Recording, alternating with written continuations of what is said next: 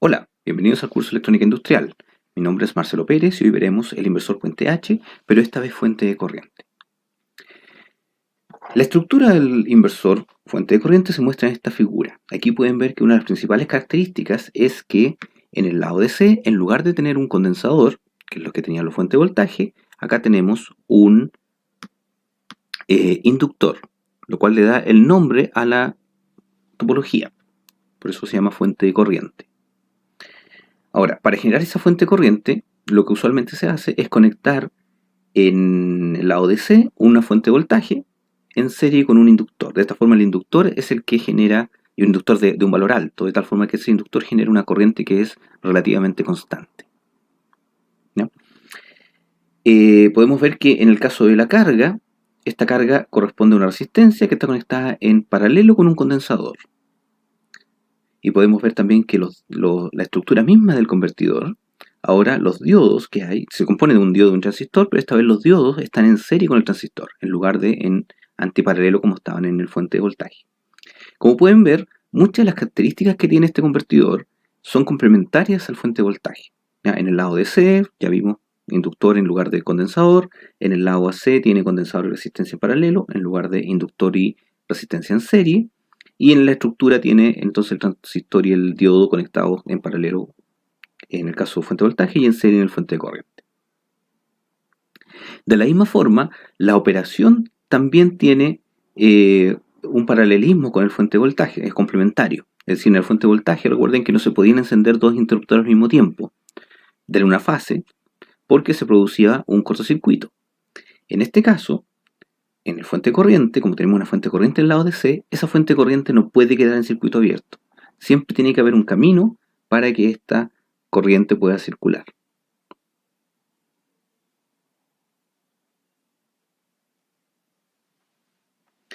Esta restricción entonces nos limita la cantidad de estados de conmutación que pueden existir.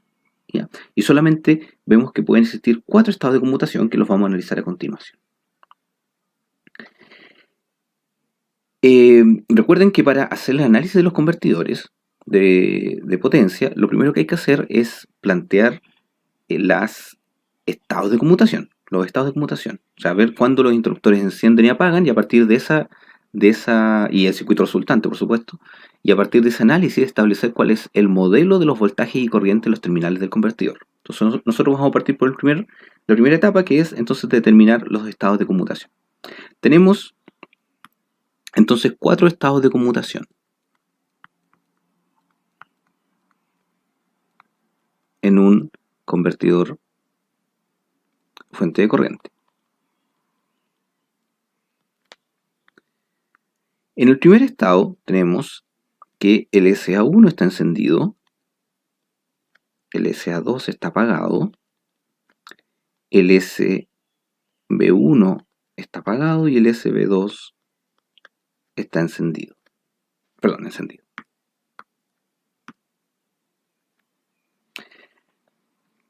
En este caso, tenemos que la corriente de salida, esta corriente que tenemos acá, corresponde a la misma corriente DC, que es la que circula en ese sentido.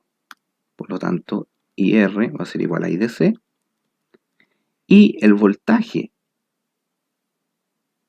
en los terminales de entrada, que es VR, corresponde, por la conexión, al mismo voltaje de salida. Por lo tanto, tenemos que VR es igual a V0.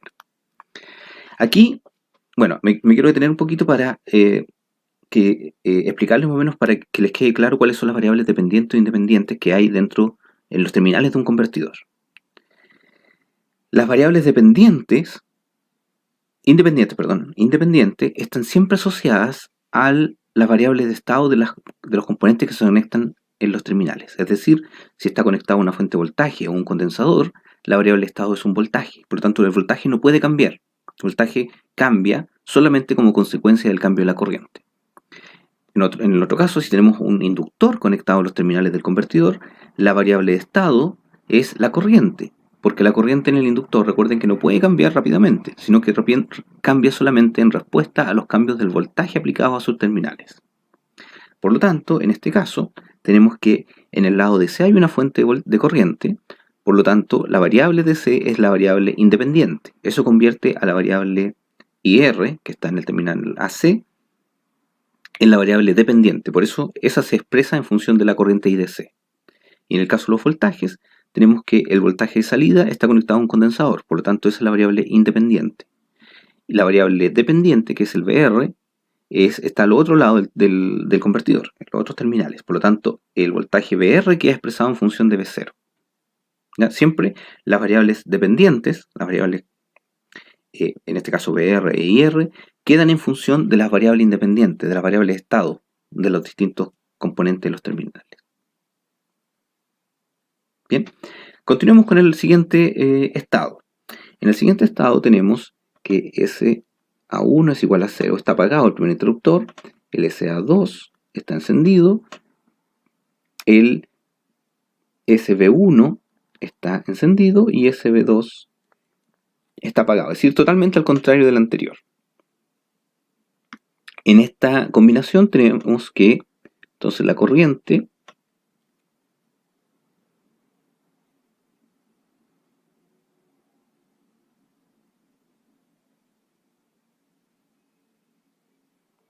IR correspondería a menos IDC,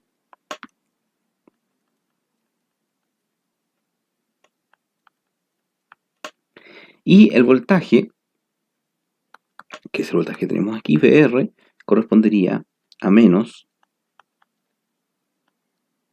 V0. Luego, tenemos, estos dos son los estados activos, es decir, los estados en los cuales nosotros vemos voltajes y corrientes en los terminales del convertidor. Pero recuerden que también existen estados ceros, estados en los cuales el voltaje y la corriente es cero. En este caso, para lograr un estado cero, lo que hay que hacer es conectar el SA1 y el SA2 generando un cortocircuito. ¿Por qué? Porque recuerden que esto funciona en forma complementaria al fuente de voltaje. En este caso queremos que haya un cortocircuito para que haya un camino para la corriente DC. Por lo tanto, ese va a ser nuestro estado cero. Y en ese estado cero tenemos que el SA1 es igual a 1, el SA2 es igual a 1. Los dos interruptores de la misma pina están conectados, mientras que el SB1 y el SB2 son iguales a 0. En esa condición tenemos que la corriente de salida es 0 porque toda la corriente DC se devuelve por los dos transistores, por lo tanto no hay corriente en la salida. Y el voltaje en los terminales de entrada es 0 porque tenemos los dos interruptores cortocircuitados. VR igual a 0. También tenemos otro estado 0 en donde ahora en lugar de conectar los dos interruptores de la fase A, conectamos los dos interruptores de la fase B. Es decir, cerramos el circuito por acá. Y en esa condición tenemos exactamente las mismas. Bueno, los interruptores están al revés, ¿cierto? SA1 es igual a 0, SA2 igual a 0, SB1 igual a 1, SB2 igual a 1. Pero tenemos exactamente la misma corriente y voltaje, es decir, IR va a ser 0, porque toda la corriente del enlace DC se devuelve al enlace DC sin pasar por el condensador, y el voltaje VR es igual a 0 porque los dos interruptores están conectados. Estos serían entonces los estados ceros.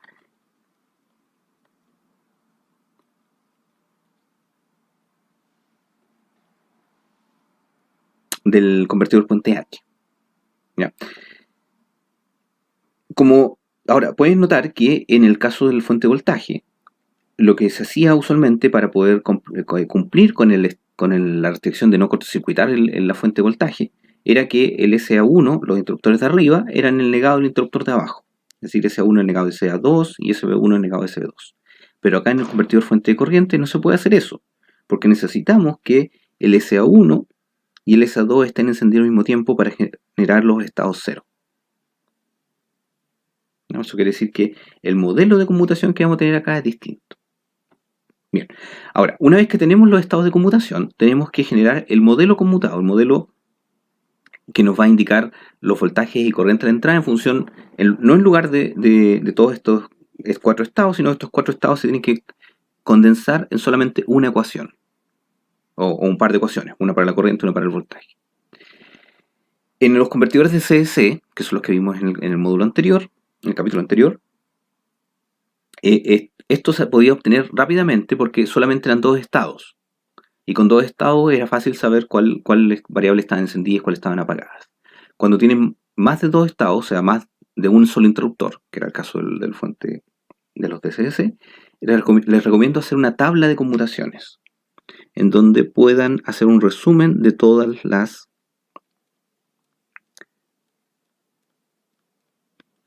los estados de conmutación, y de esa forma poder después identificar cuáles son las ecuaciones de estado del modelo de estado de conmutado.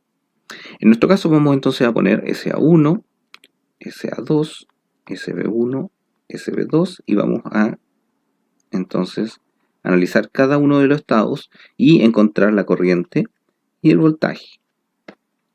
Para el estado 1 tenemos que SA1 es igual a 1, SA2 es igual a 0, SB1 es igual a 0 y SB2 es igual a 1.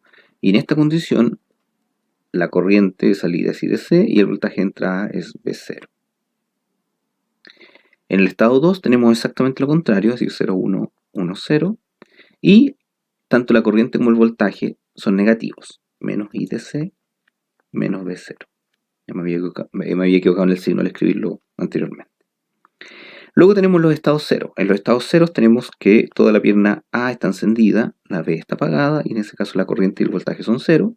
Y en el otro estado 0 tenemos que la fase A está apagada, la fase B está encendida, y todos los estados son ceros. Aquí podemos notar que, si bien no existe una lógica entre la fase, es decir, el SA1 y el SA2 pueden tener distintas combinaciones, sí existe una lógica entre una fase y la del lado. Es decir, si se fijan, el SA1 y el SB1, los valores que toman son complementarios, es decir, uno es el negado del otro. De esta forma podemos escribir que SB1 es igual a SA1 negado. Y lo mismo para el SB2 y el SA2. Podemos ver que cuando uno es 0, el otro es 1 y viceversa, cuando este es 1, este es 0. Y eso se cumple para los cuatro estados, es decir, tenemos que SB2 es igual a SA2 negado. De esta forma, tenemos entonces, en lugar de cuatro conmutaciones, de cuatro señales de conmutación, tenemos solamente dos señales de conmutación independientes, porque las otras dos señales de conmutación se generan con los negados de las dos primeras. Y por lo tanto tiene sentido que la tabla sea de cuatro entradas, de cuatro elementos, porque en realidad tenemos solamente dos variables independientes. Y cada variable independiente, recuerden, cada función de conmutación tiene solamente dos estados, 0 o 1. Entonces, si tengo dos variables, voy a tener cuatro posibles combinaciones. Entonces, teniendo esta tabla de conmutaciones reducida, ¿cierto? Porque ahora solamente nos vamos a enfocar en el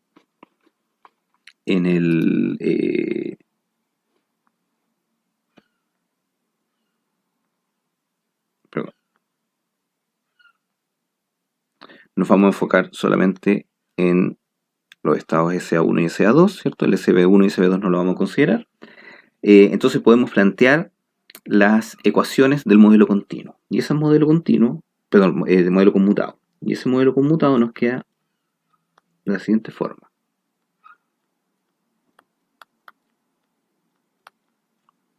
La corriente IR va a ser igual a IDC cuando el SA1 es 1 y menos IDC cuando el SA2 es 1. Pero cuando el SA1 y el SA2 sean iguales, esta corriente tiene que ser 0. Por lo tanto, la vamos a escribir como SA1 menos SA2 por IDC. Y en el caso del voltaje, cumple la misma lógica. Es decir, el voltaje VR va a ser igual a SA1 menos SA2 por V0. Esas dos expresiones, esas dos ecuaciones, entonces, nos permiten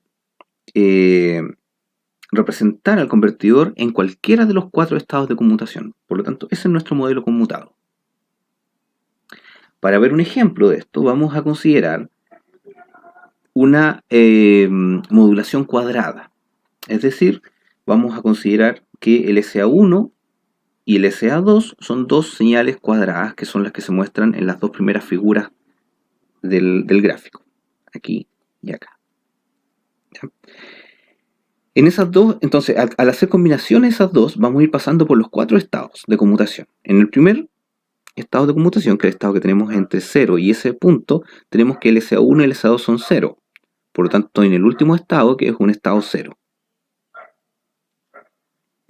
Luego, entre ese punto y este punto, tengo que LSA1 es 1 y LSA2 es 0. Por lo tanto, estoy en estado positivo. ¿Cierto? Estoy en estado, le vamos a poner más 1. Luego, tengo entre ese punto y este punto, voy a dibujar una flechita aquí para indicar cuáles son los límites. Entre ahí, entre ahí y acá. Nuevamente tengo un estado 0 porque tengo tanto LSA1 encendido como LSA2 encendido. Y luego entre ese punto y este punto tengo el estado menos 1 en donde tengo encendido LSA2 y apagado LSA1. ¿Ya? Estos son los estados de arriba que le vamos a llamar entonces a este un más 1, a este le vamos a llamar menos 1, a este le vamos a llamar 0 y 0.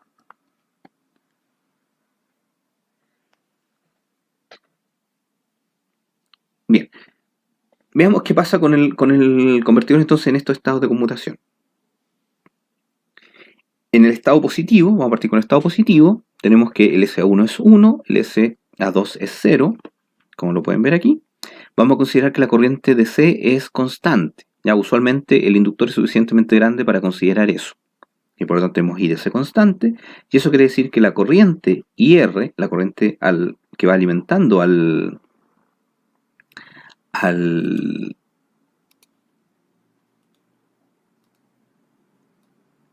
condensador, corriente IR, ¿cierto?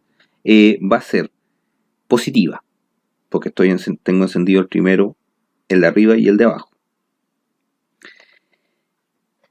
Luego tengo en los estados 0, la corriente de salida va a ser 0, y en el estado menos 1, la corriente IR, ¿cierto? Va a ser menos la corriente IDC. Por lo tanto, la corriente IR que tengo va a ser una señal con la forma de onda que ustedes pueden ver aquí, que pasa por 0, luego se hace positiva, fíjense en la señal azul, luego se hace positivo, luego se hace 0 y luego se hace negativo.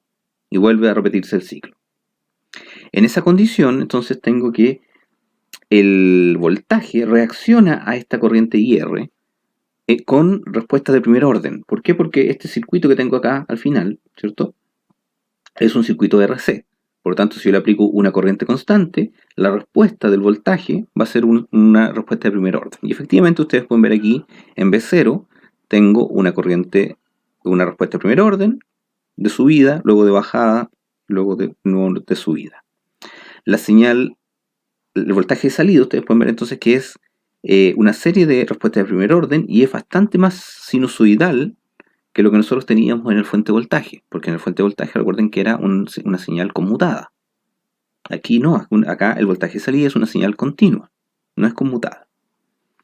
Y tenemos también el voltaje de entrada. Este voltaje VR que tenemos aquí en la entrada, entonces es 0 para los estados ceros, y es el voltaje de salida o menos el voltaje de salida dependiendo en cuál estado estoy. ¿Ya? Pero en este caso, como estoy en estado estacionario, entonces en ambos casos se repite el positivo y el negativo son exactamente iguales. Ahí ustedes pueden ver que esto es un voltaje continuo que tiene un cierto valor medio. O sea, no un voltaje continuo, un voltaje tiene parte positiva y negativa, pero tiene un cierto valor medio. Ese valor VR es el que vamos a calcular luego. Entonces, para poder analizar este circuito, con este tipo de modulación, lo que vamos a hacer es definir que el ángulo, la referencia de ángulo, va a estar dada por nuestra corriente de salida. Es decir, el ángulo 0 va a estar aquí. Esto es el ángulo 0 grados. Eso quiere decir que acá estamos en 180 y acá 360. Ahí dimos un ciclo completo. Al hacer eso, al definirnos que la corriente de salida va a ser nuestra referencia de ángulo, entonces los pulsos de disparo quedan en función de ese ángulo, quedan desplazados con respecto a ese ángulo. Podemos ver que entonces si este es nuestro ángulo 0, el ángulo 0 está aquí, 0 grados, Y el pulso de disparo del SA1 está desplazado entonces un cierto ángulo que le vamos a llamar alfa, que es el mismo alfa que está acá abajo. Entonces tiene todo este desplazamiento el ángulo del SA1. Mientras que el SA2 también se desplaza, pero se desplaza en sentido negativo. Es decir, el SA2 parte aquí. Y como aquí está el 0, entonces tiene menos alfa de desfase. Y es el mismo menos alfa que tenemos acá abajo. ¿Ya? Entonces lo podemos, ese ángulo alfa lo podemos cambiar haciéndolo más grande o más pequeño, pero siempre se va a mover en forma simétrica con respecto a la corriente de salida. Eso significa que estos pulsos de acá arriba, el pulso SA1 y el SA2, se pueden desplazar entre ellos y por lo tanto la corriente de salida va a ir cambiando. ¿Ya? Va a ir cambiando su forma de onda, se va haciendo más delgado este tren de pulso de la corriente de salida, o se va haciendo más ancho hasta llegar, cuando el alfa es igual a 0, esto se convierte entonces en una onda cuadrada. Bien, ¿cómo analizamos esto en forma matemática? Para eso tenemos que plantear cuál va a ser cómo va a estar escrito la componente media y fundamental del índice de las señales SA1 y SA2. Y de esa forma podemos calcular cuál va a ser la corriente de salida, luego el voltaje de salida, etc. Entonces, el SA1 lo vamos a escribir de la siguiente forma. El SA1, recuerden que es la primera forma de onda que tenemos arriba. Ese SA1 va a ser un medio, porque es el valor continuo, más el valor alterno, la componente fundamental, que es la señal roja que ustedes ven ahí arriba. Esa señal fundamental, como es una señal, recuerden que el pulso es una señal cuadrada, la señal azul, ¿cierto? El SA1 es una señal cuadrada, por lo tanto, el valor fundamental de la señal cuadrada está dada por un medio por 4 partido por pi, seno de omega t menos alfa. ¿Ya? ¿Por qué? Porque recuerden que está desfasado un alfa está retrasado un ángulo alfa con respecto al 0 que yo me definí con la corriente de salida. Por eso tiene un ángulo hacia ese lado. Además tiene una serie de componentes armónicos superiores, ¿cierto?, a la frecuencia de conmutación, que no vamos a considerar acá. Para el caso del SA2, también tiene un valor medio de un medio, ¿cierto?, que es la línea verde que ustedes ven acá, y tiene una componente fundamental. Y esa componente fundamental la podemos escribir de la siguiente forma, como un medio por, como es una señal cuadrada, la amplitud de la fundamental va a ser 4 partido por pi, un seno de omega t, esta vez más alfa. ¿Por qué? Porque ese ángulo, el SA2 está adelantado con respecto al ángulo 0 que yo me definí, que es este ángulo de aquí. Entonces el primero, recuerden que está atrasado y por eso el ángulo es negativo, mientras que en el segundo el patrón de disparo está retrasado y por eso está adelantado y por eso tiene un ángulo positivo.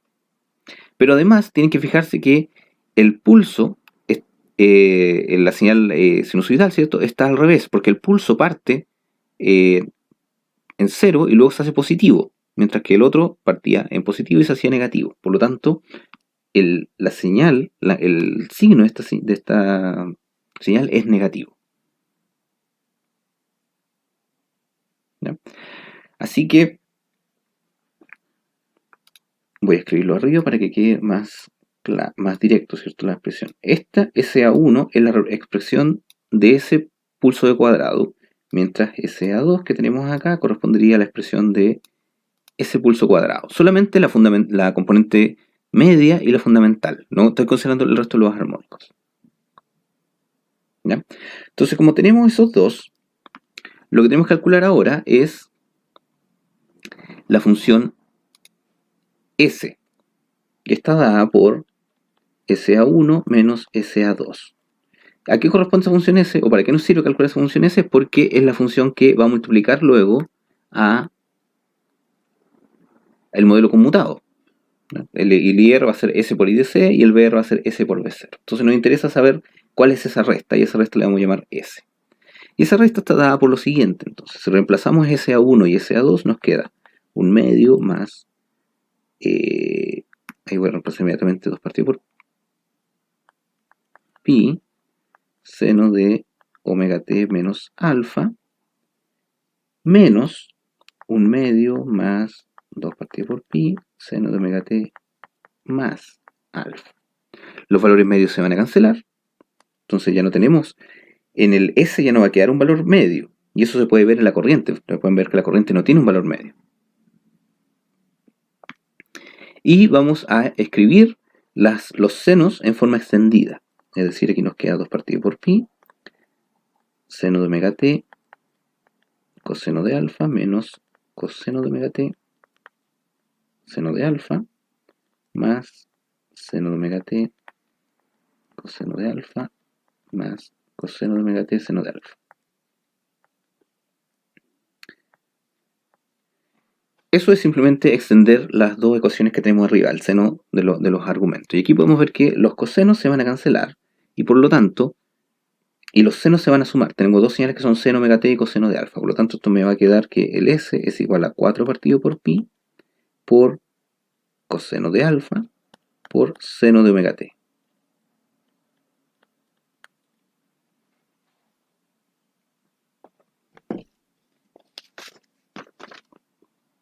Con esa señal, entonces, ahora puedo calcular las variables de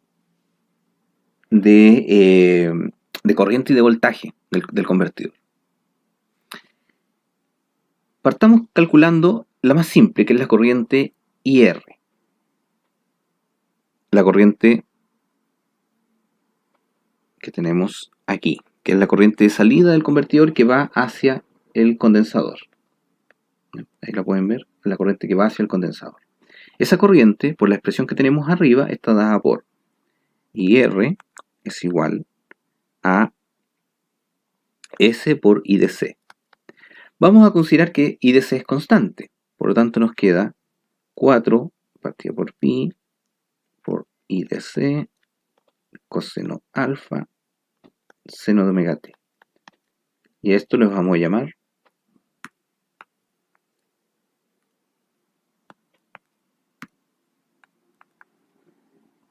IR, una amplitud, por el seno de omega t. Es decir, nuestra corriente de salida, IR, que va hacia el condensador, en términos de componente fundamental, es una amplitud y un seno de omega t. Y efectivamente eso es lo que corresponde a la señal roja que tenemos aquí en la figura.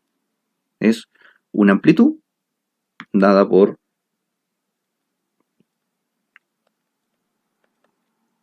4 partido por pi, que es una constante, la corriente de C, que yo la defino cuánto es, ¿cierto? Porque es un valor que va a venir controlado desde la fuente de voltaje, por el coseno de alfa, que es la variable de control que tengo para poder aumentar o disminuir ese valor, el valor de la amplitud. Y una sinusoidal de omega t. Entonces, la corriente de salida es una sinusoidal. Y va a estar en fase, como ustedes pueden ver, tiene un ángulo 0. Y corresponde porque yo, cuando hice el primer análisis, ¿cierto? Para definir el SA1 y el SA2, tomé como condición, como referencia de ángulo, la corriente de salida. Por lo tanto, al calcular esta corriente de salida me va a dar, obviamente, con ángulo 0. Luego de tener la corriente de salida, tengo que calcular el voltaje de salida. Para calcular el voltaje de salida tengo que expresar la ecuación de Kirchhoff de corriente, en la salida. Y esa ecuación me queda lo siguiente. IR va a ser igual a la derivada del voltaje por la capacitancia más el voltaje partido por la resistencia. Recuerden que es un sistema RC. Entonces, lo que el IR, yo sé que es una señal sinusoidal. Por lo tanto, como el sistema es lineal, el voltaje me va a quedar también una sinusoidal. Y lo voy a analizar de dos formas. Primero lo voy a analizar en términos del tiempo y después lo voy a analizar fasorialmente, para que podamos ver los dos métodos.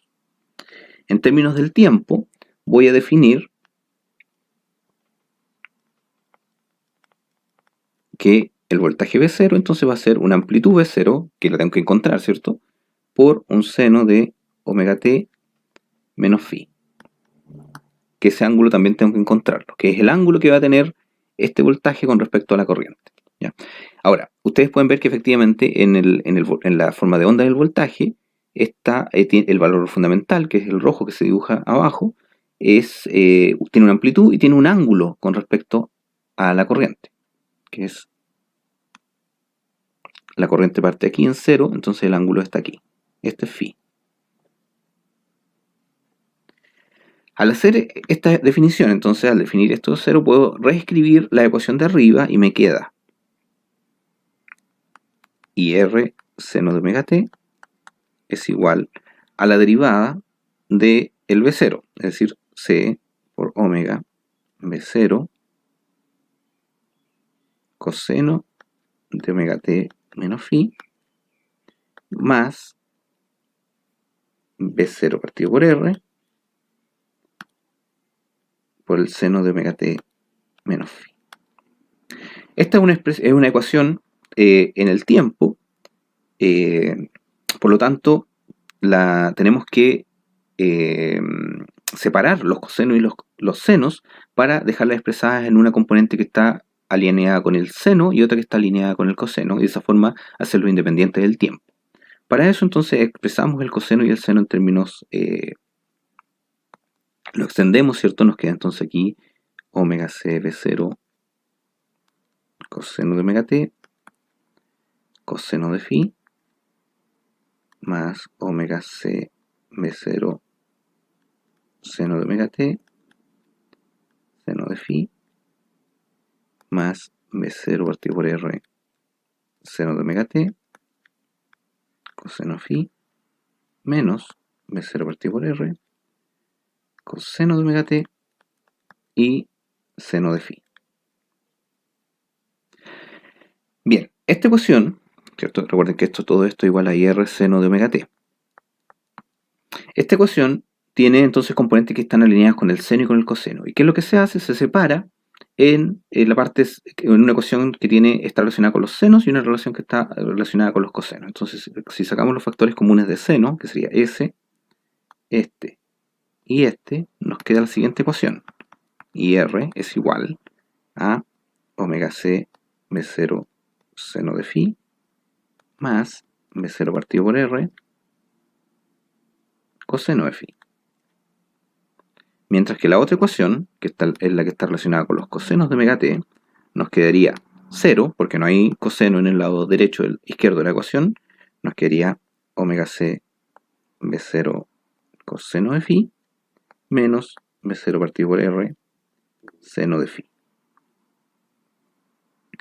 Bien, entonces en estas dos expresiones tenemos tanto el seno como el coseno. Y lo que uno puede hacer es resolver estas ecuaciones para el B0 seno y el B0 coseno. Y nos queda B0 coseno de phi es igual a R por I0 dividido por 1 más omega cuadrado, C cuadrado, R cuadrado. Y, perdón, esto es IR, no I0. Por IR. Y nos queda un B0 seno de phi, que sería igual entonces a omega C por R cuadrado. Y el denominador es el mismo. Por IR. Estas dos expresiones que tenemos acá, entonces, es la solución de las ecuaciones 1 y 2, que voy a escribir aquí, 1 y 2, y luego estas dos ecuaciones las podemos combinar, ¿cierto? Para poder encontrar el ángulo y la amplitud. Elevándola al cuadrado y sumándola, con eso obtengo la amplitud, y dividiéndolas obtengo el ángulo, y me queda B0 igual a R partido por la raíz de 1 más omega cuadrado, C cuadrado, R cuadrado, por IR, y el ángulo sería igual a la cotangente de omega C por R. Como pueden notar, el voltaje, la amplitud del voltaje y el ángulo dependen de los parámetros R, C y omega, y en el caso de la amplitud depende directamente de la corriente IR. Y esa corriente IR ya la habíamos calculado arriba, y dependía, la amplitud IR dependía directamente del coseno phi, ya considerando que el IDC es constante. Entonces con el coseno entre los dos patrones de disparo, los dos pulsos de disparo, yo puedo controlar la amplitud del IR, y con la amplitud del IR yo puedo controlar la amplitud del voltaje de salida. El ángulo no lo puedo controlar porque el ángulo depende exclusivamente de los parámetros de la carga, el RC y el omega, y la frecuencia a la cual estoy operándolo. ¿Ya? Veamos ahora esto mismo en términos fasoriales. Para escribirlo en términos fasoriales, yo lo que hago es escribir o traspasar la derivada a un j omega, y me queda IR fasorial es igual a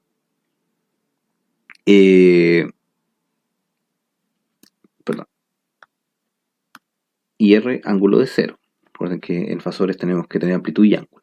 Va a ser igual a la derivada sería entonces j omega c por v0 ángulo de menos phi más 1 partido por r por v0 ángulo de menos phi.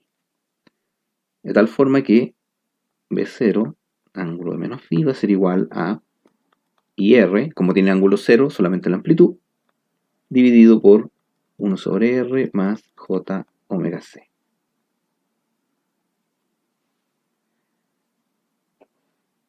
Con eso puedo calcular, bueno, y esto tengo que después, como lo tengo en fasorial, tengo entonces que calcular. Recuerden, fíjense que estas ecuaciones son exactamente las mismas ecuaciones que yo tengo acá abajo. Si yo las calculo en términos del seno y el coseno, voy a llegar a las mismas expresiones. Ahora, ¿cuál es la ventaja de hacerlo fasorial? Es que en fasorial podemos expresar los voltajes en términos de un vector. Entonces nos queda IR con ángulo de 0 grados va a ser igual a j omega c más 1 partido por r por el v0 ángulo de menos phi. Por lo tanto, si dibujamos en un eje real imaginario el voltaje y la corriente, nos queda lo siguiente. Esto sería real, esto sería imaginario. La corriente estaría con un ángulo de 0 y con una amplitud IR.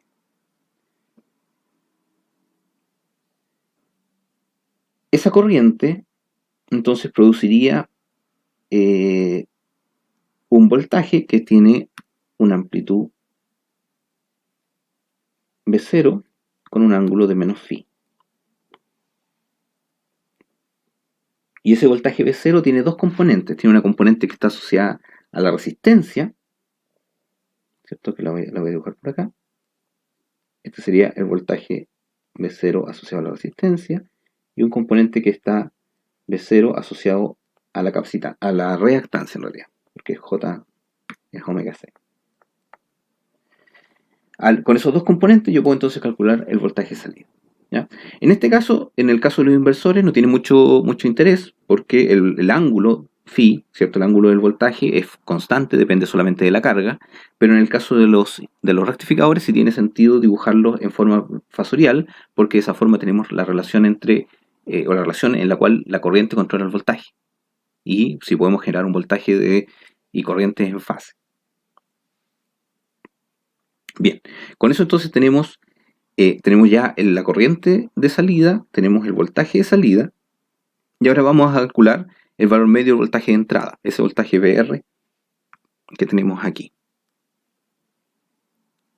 El voltaje VR habíamos calculado que era